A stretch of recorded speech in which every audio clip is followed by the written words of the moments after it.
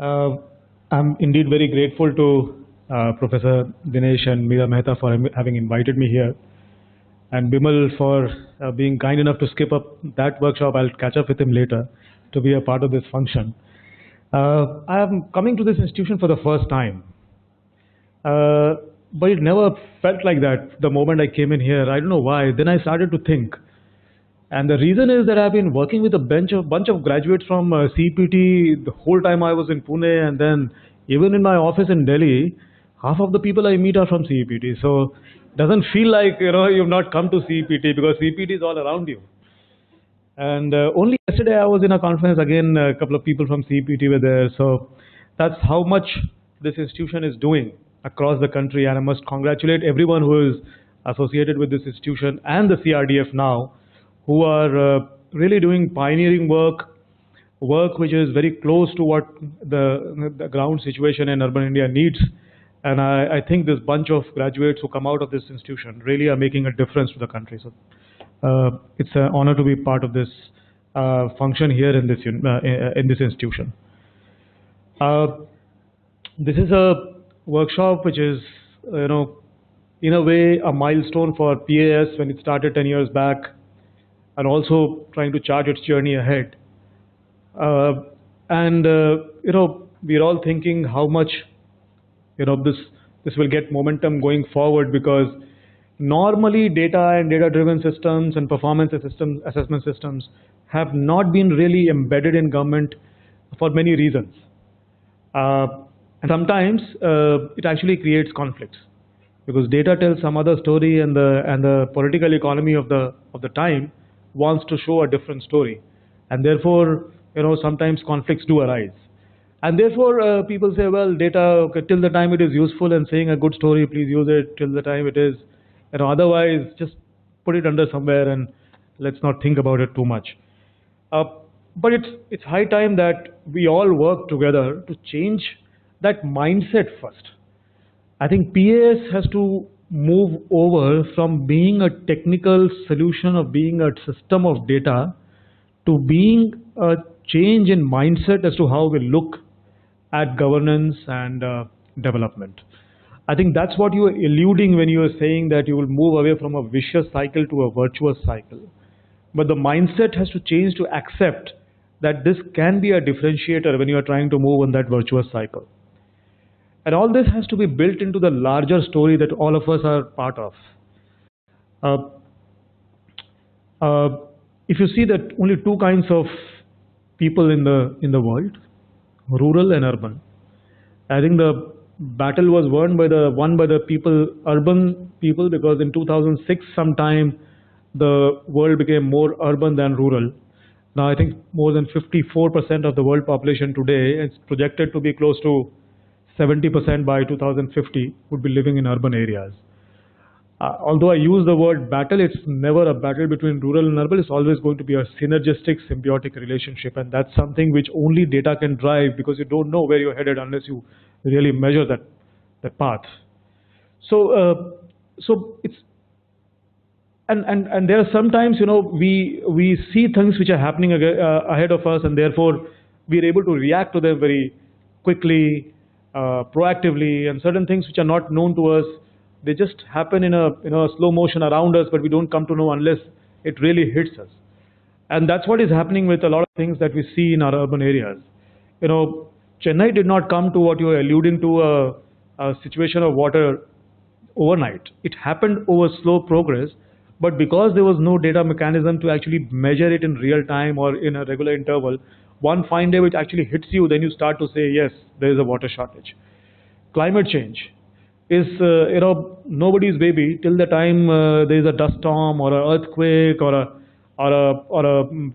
flood or a cyclone, and then everybody starts to think of, well, what is causing climate change? Is something happening in our urban areas may be responsible, something else happening across the world which is responsible, and then we start to think we better measure it, otherwise tomorrow we'll be caught unawares. But when the cyclone is gone, that thought is also gone along with the cyclone, because there's nothing in our data systems which actually give us real-time data.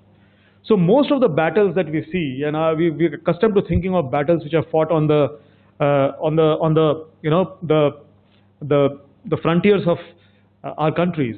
So it's on the borders that the battles are fought, and there's army fighting, and even that is changing now. So it's no more a physical battle; it's more a different, nuanced kind of battle which has come about.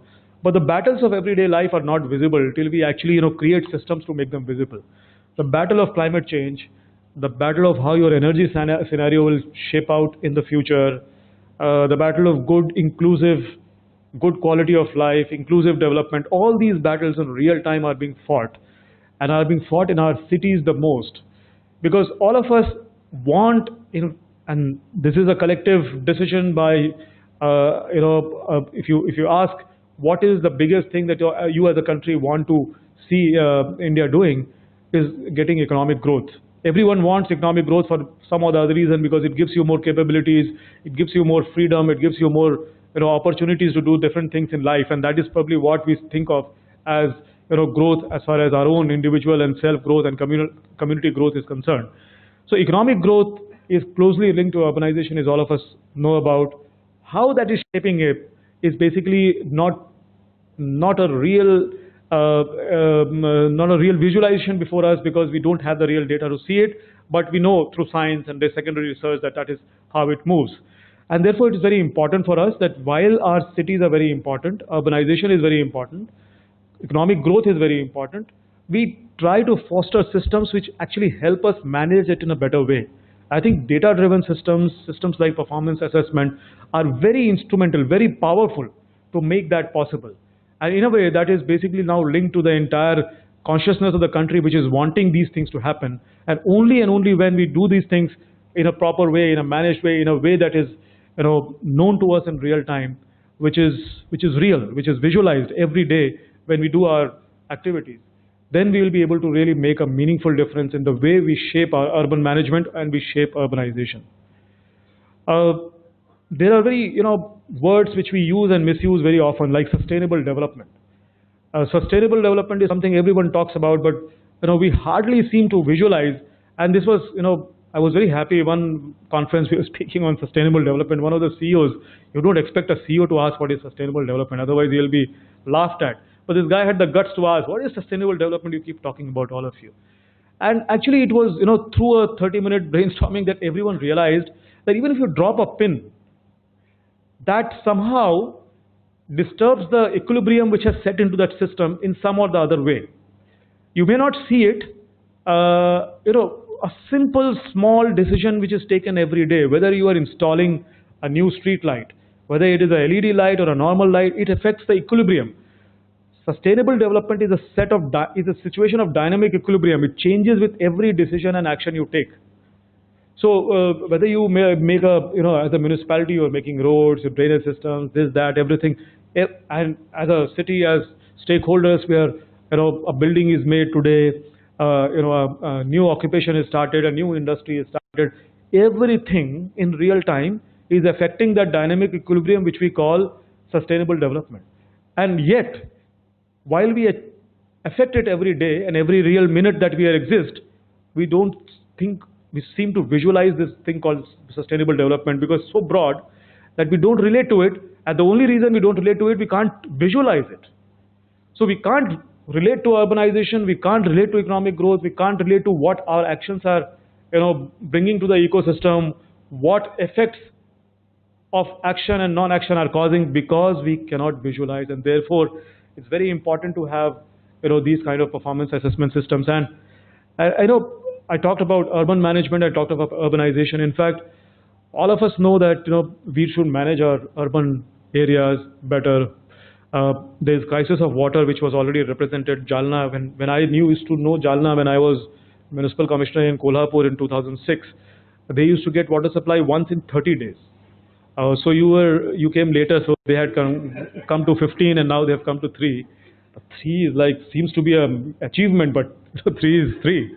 But good, at least the measurement system is now being put in place, and somehow I think they will be able to move now faster because they know where the problems are and all that stuff.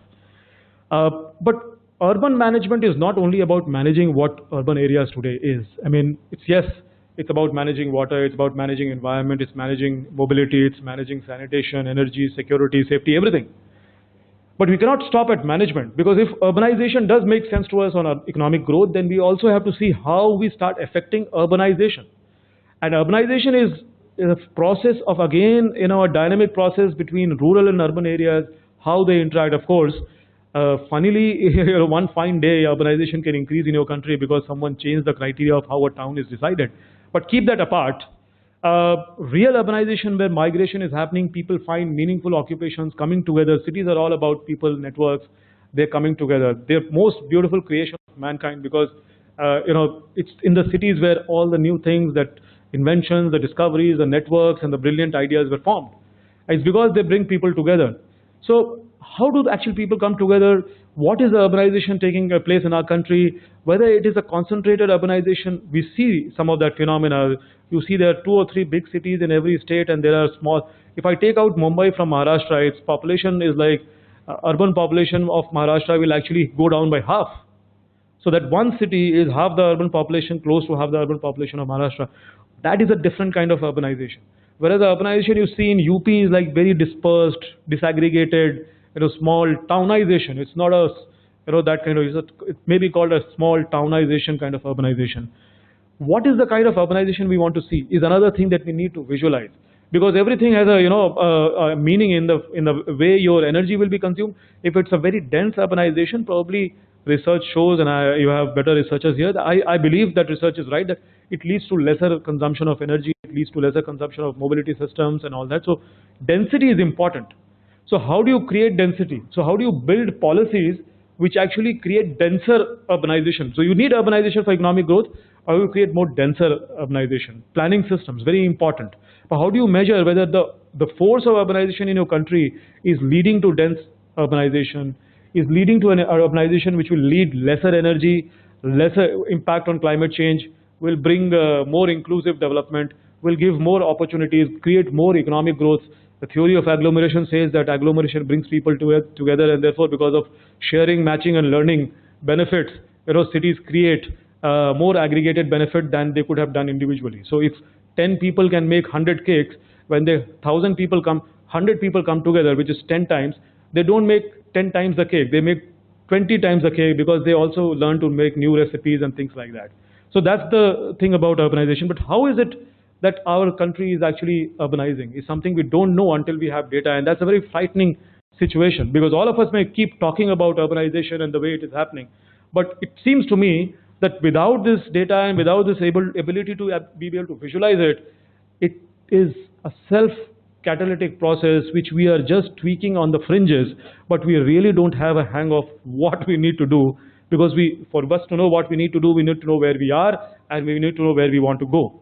And all these are so very important, not only for our country but for humanity as a whole, because 90% of the urbanization that is going to happen in the next 3 decades is going to happen in Asia and Africa, and most of that is going to happen in India and Nigeria. So if these 2 countries go wrong in the way they urbanize, in the way they consume energy, the way they create climate impact, I think the world will suffer at large. And therefore it's very important that we, it seems to be a very small thing to have data systems, to understand what's happening in your cities, to have a pulse on real-time measurement of what's going on, how much is positive, how much is negative, but this all adds up to such a huge impact on the globe. And you are a big country. We are all part of a big country. It's not a small country, 140 crore people. Well, it's 1/5 of humanity. So if you don't measure where 1/5 of humanity is headed, it's a real problem for the entire world. And I think a lot is happening, and a lot of interventions are being made in our states and cities, and of course the central government is pushing the envelope quite a bit. Over the last 5 years, we've seen a ramp up in investments, different kinds of missions, everything. But I have a funny feeling sometimes. In our colloquial language, we say that some officers are executive officers and some officers are they're just there. हम लोग बोलते हैं ऐसे, वो महाराष्ट्र में बोलते थे, बहुत executive है, मतलब वो काम बड़ा करता है अच्छे से. I start to feel a guy who is executive is a bigger risk on the system. You know why? Because he will do everything what he has to do efficiently, but God forbid he's on the wrong track, he will do that efficiently also. Because he doesn't know whether he's on the wrong track or right track. And I give my own example. When I was in Pune, I used to think, very big about how do you remove traffic congestion, and you have to have systems which will actually increase speed on road. And then Luckily, my speed did not match the tenders I received, and also the project did not pick up, because today I think I was on a completely wrong track, because reducing, in fact, congestion was a blessing. In fact, I maybe, you may find it scandalous to say that, but I think congestion was a blessing for Pune, and that actually is the only way at the moment in the current scenario of how development is taking place, only way to stop people buying cars, because they see that वैसे भी road पे खड़े ही रहना है तो पैदल ही चल लो. So that's but it's much more deeper than that. So I think efficiency itself is not a great benefit unless it is backed by real direction.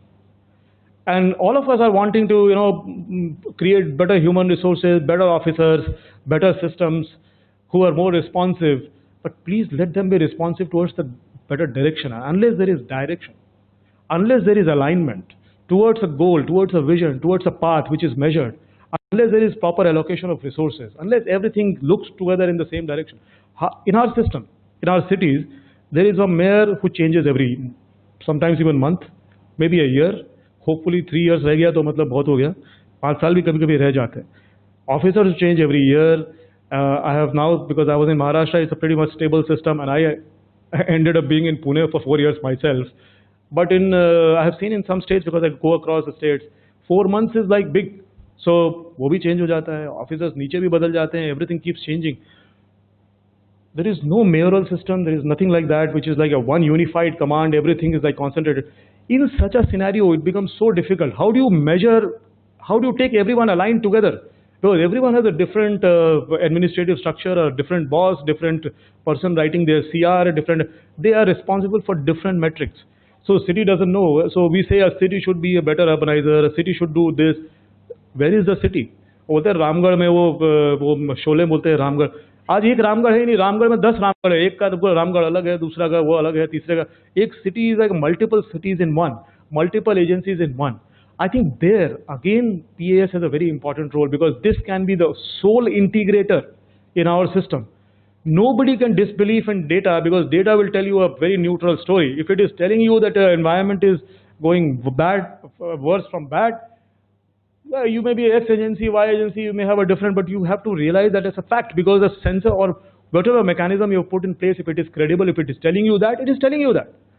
You cannot debate, no, it is not happening because my organization tells me to say that it is not happening, because the fact it is happening, it's measured, and therefore PAS is a great integrator. A PAS kind of system or a data-driven system is a great integrator in our urban scenario, which is very fragmented in governance. So we're trying to do so many things. We're trying to do a mission on housing. We are doing, and great results, by the way. So many houses have been built. One of the big reasons why this government actually came back is actually attributed to the work on housing, to the work on sanitation, to the work on Amrit. And I also take some credit, but I don't want to take that, because smart cities, is the biggest boxing bag that everyone has. किसी को अगर कहीं पंच करना है तो यार smart city कुछ हो नहीं रहा. And how will the city become smart? By the way, there is no measurement of what is so. Where is the path on smart cities? How do I tell people whether भाई कितना smart कर लिया, हम कैसे बताओ यार? I mean, everybody has a different opinion on smart.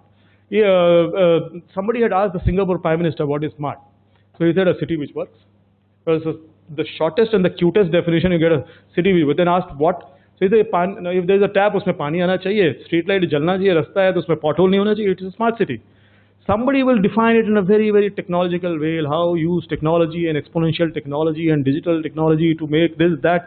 उसका तो है पूरा dream और वो ना पूरा उसका जो glamour है सब technology में घुसा हुआ है. So he's like smart city is all about technology. Somebody is about something else. Somebody is about governance. Somebody is about this. So you tend to lose sight, and the only way to keep everyone aligned in one direction. Okay, everyone has different goals, but there is a way of getting everyone. That's community participation. And there is no single template of smart city, but the collective consciousness, collective decision making of the city has to come together and decide that this is our goal on smart city and this is what we want to achieve. How do you align communities? We all keep talking of citizen engagement and stakeholder consultation. Data systems actually make that happen. Unless there is information on the table, I will only talk about the problem I faced in the morning when I was going to office, because that is what upfront comes to my mind. When I come for a citizen consultation process and the commissioner is asking where should we build the next museum, बोलेगा पहले मेरा रास्ता ठीक कर, मैं सुबह उसमें गिर गया था. So he's always fixated on that problem. How do we come out? Because there's no information on whether city needs a museum or something like that. So the point I'm making is, even for empowerment of people, even for empowerment of democratic institutions, even for better citizen engagement, stakeholder consultation, get people around the idea, create collective consciousness, create the community feeling about where the city should be headed, is all about how you create data systems. So data is about empowerment. These systems are about measuring performance, seeing where your funding is going, whether your funding is creating real outcomes or it is only about funding. And so my secretary had gone to a city very recently, and he was making, I'll not name the city. So he said कि वो खर्चा करना था, उनको पैसा lapse हो रहा था, तो what they did was, वो यात्रा होती है 10 किलोमीटर के उनके वहाँ पे सिटी में. So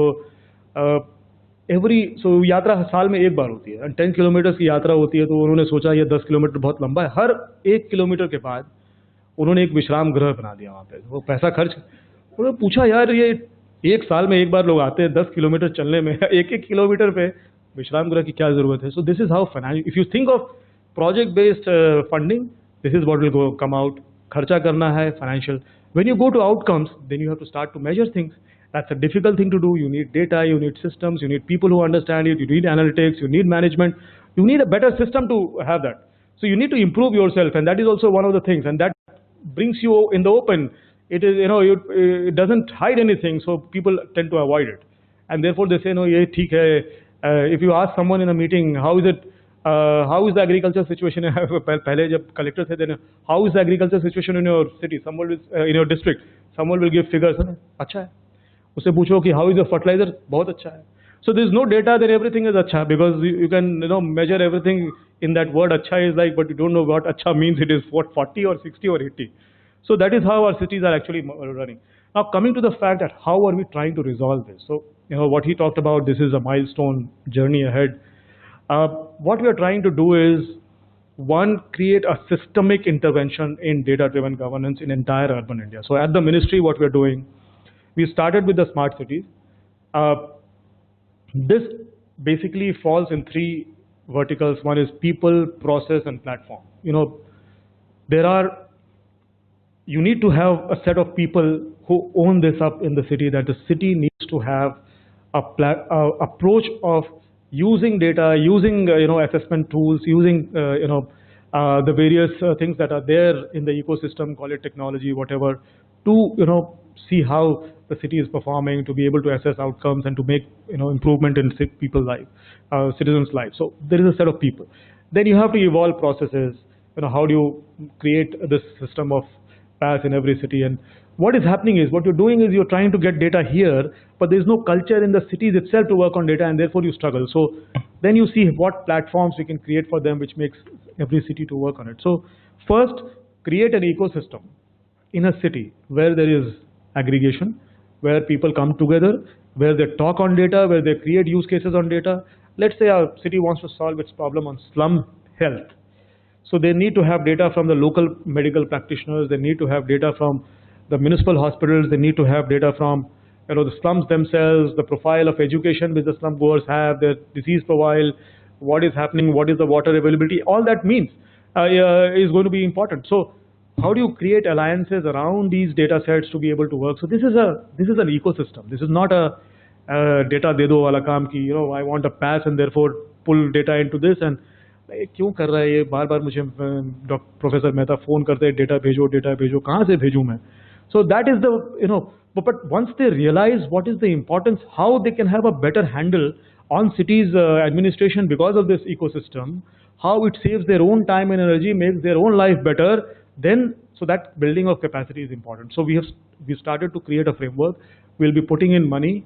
We started piloting in 100 smart cities now. The 100 smart cities have actually appointed city data officers, a network of data coordinators, champions. We're trying to create the open data platform is already ready, the open data exchange. But all this will work together to create a set of a sense of agency within the city to start using data and to find meaning in data first in themselves. So we intend to complete this exercise by March 2020 for all our cities. Then roll it out for all 500 cities, which are roughly 500 cities beyond 1 lakh till about 2022. And then for all the cities by 4,300, where every city talks and has and believes and works in an ecosystem which is driven by data.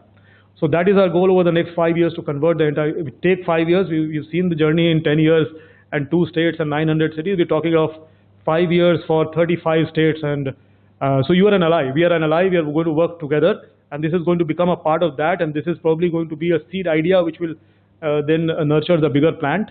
So that is how it is going to happen. Then, of course, this is not the end of it. There will be, there will be funding for different kind of platforms. There is funding for all kinds of support and observatories and things like that, which states will want to build up. It's not a story on data. It's about the fundamental ways in which we manage data. Like, for example, today, I'll just give you an example. There's a Swachh mission in the ministry, the housing mission, smart cities, Amrit. They all need different data sets for different reasons.